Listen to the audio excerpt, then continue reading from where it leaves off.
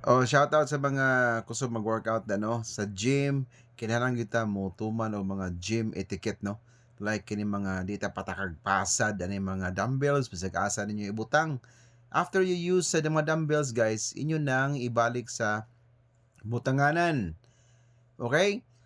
Inyo nang ibalik sa butanganan and second, okay kinahanglan niya makikuha po ka sa uban, considerate ka sa uban nga mag-workout, kinahanglan niya di na po di mo magdugay na nga pwesto ba na nga machine.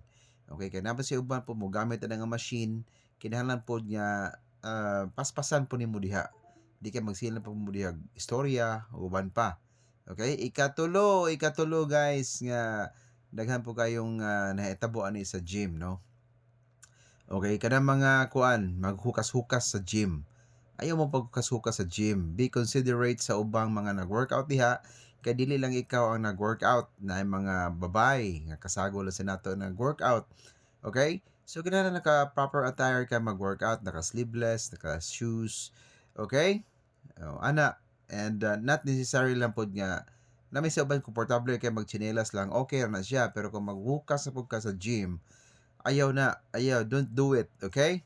Higda nimo, pilit na imong kuanda singot and please trapuhi po dayon ang singot nimo kay para pud sa uban nga nagsunod nimo. Okay? Be considerate and maikog pud ka sa mga nagsunod sa imuha. Di pud sila ra pud mo trapo sa imong singot. Okay? Kinahanglan niya be considerate yun sa uban when it comes to workout sa gym. Okay? So, napailain, napailain. Dili jud ka puwede magsina lang og tabi. Daghang maigo ani, daghan namang ta mga kaila pod magtabi lang sa gym.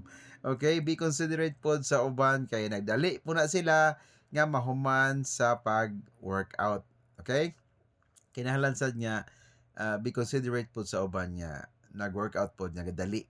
Okay, so di dapat silang tabi. Okay lang magtabi for a seconds, but not all the time nga nagatabi lang po mo diha nga halos di mo mairog. Okay? So, kana mga kuha ni siya guys, mga gym etiquette no? Mga pamatasan nato sa gym, mag-workout. Alright? So, I hope di mo masilo diha. Okay? Mga kuha lang yun nako, mga tips. Okay? Para smooth ang ato ang pag-workout and di po ta makakuan sa uban nga nagbayad sa gym. Alright? Kini ang The Muscle Man, DJ Macho Bibo.